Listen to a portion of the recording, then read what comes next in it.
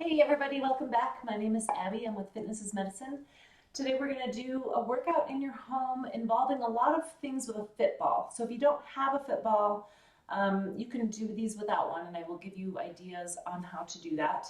We're going to start though with a bridge and a chest press. So if you don't have a ball, you can do this lying on the floor easily and do a chest press just from there.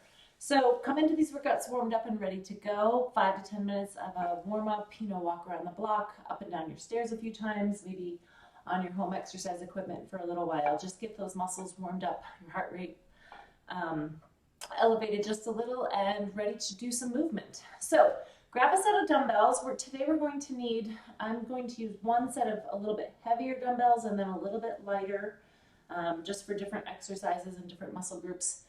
If you don't have that, then just grab what you have and we'll make it work. So if you have something that's too light, you can go slower and do more.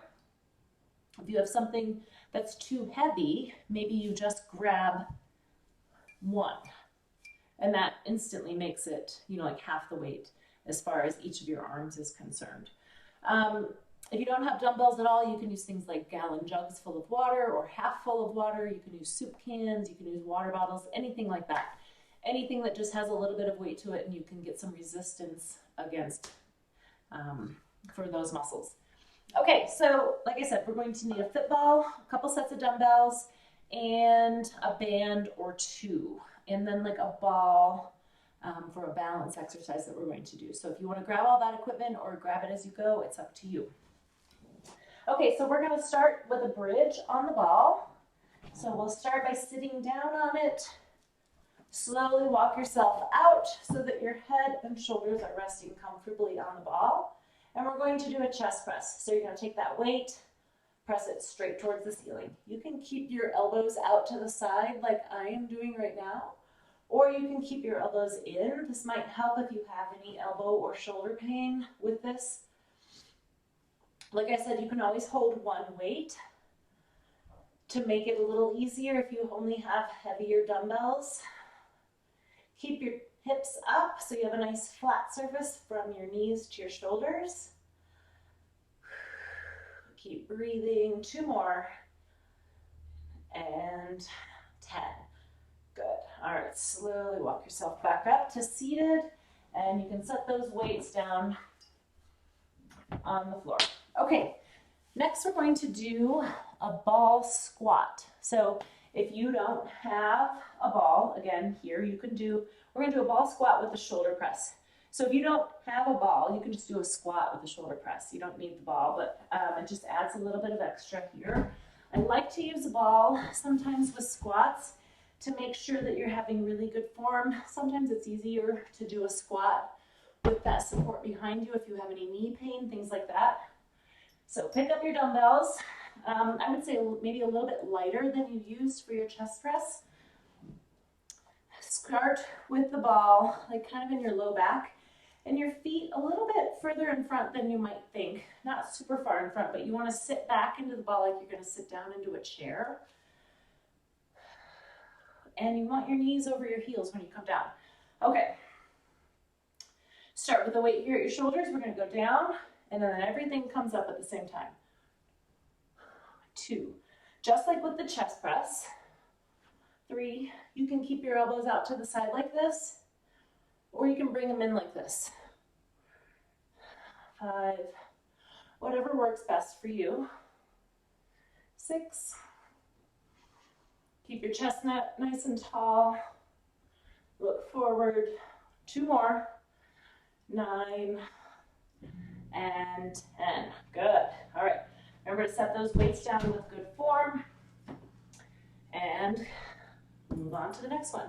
We're going to use the ball again for this one. So again, if you don't have a ball, you can be on your hands and knees. We're going to do a hip extension on the ball. So move these all over. So you're going to be on your tummy on the ball. If you don't have a ball, we'll be like this on your hands and knees, and you can do one leg at a time of a hip extension up to neutral. If you have a ball, we're going to do both knees at the same time. You're you're gonna walk out, so your hips are on the ball, and your hands are just resting on the floor. What you're going to do is lift both feet up at the same time, hold, and then release. So just bringing those legs up to neutral so that you're in a nice straight line. 3, 4, really squeezing those glutes here. 5, keep breathing. 6, keep those legs nice and straight so that we're really working on your glutes and your hips here, not your hamstrings. So nice and straight. 8, hold it a little while at the top. Sometimes you can count to 3 or 5 depending on how fast you count. I usually say a 3 to 5 second hold, but just so you're really holding that, really getting that good contraction, and release. Okay, you can slowly roll back. Take a minute if you're going to get lightheaded from being in that position, and then we'll stand up. So, like I said, take as much time as you need before you stand up. Okay, next we're going to do a reverse fly. So I'm going to have you grab a band. I really like this one for good postural and rotator cuff and shoulder strength. So let's do it. You can do it. We're going to also do a balance specific exercise today, but it doesn't hurt to always add more. So you can add a little balance challenge to this if you want, or you could sit on a ball since we have that out for many of our exercises today. I want you to hold this just below your shoulders, squeeze back.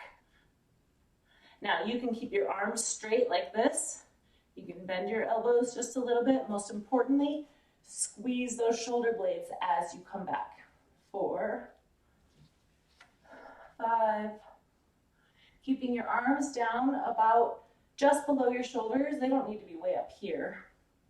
And then also keeping your shoulders down. 6, 7, 8, 9,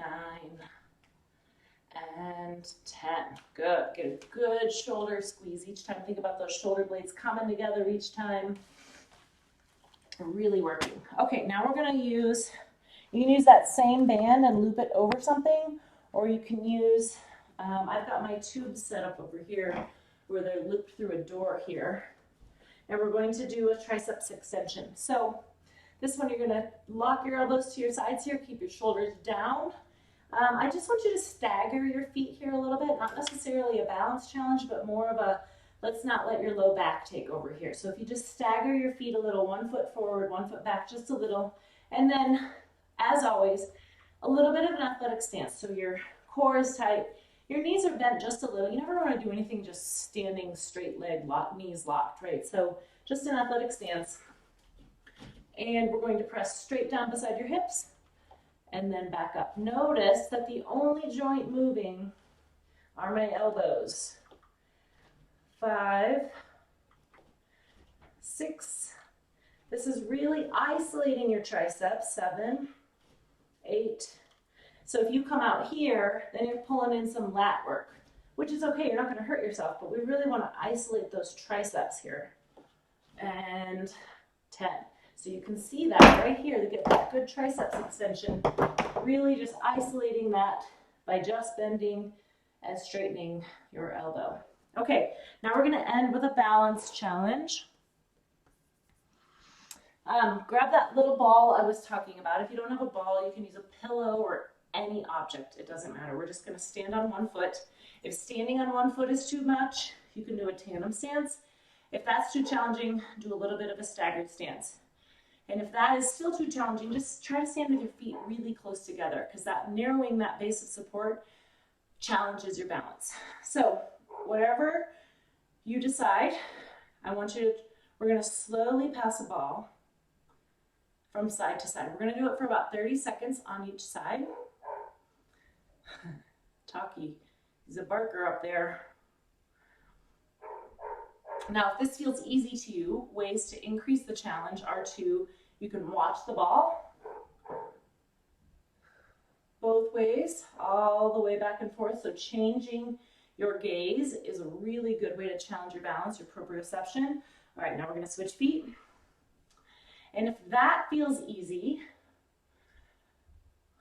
go more slowly. The more slowly you go, the more challenging it is. Or you can stand on a balance pad if you have one. You can stand on a pillow, you know, like a throw pillow or an old pillow that you don't mind standing on. You can put a pillowcase on it so, you know, you don't have to worry about damaging it or getting it dirty. Keep breathing. And the goal is to work on each side for about 30 seconds. So if you find you're putting your foot down or if you find you need to kind of readjust, that's okay. Just keep working on each side for about 30 seconds.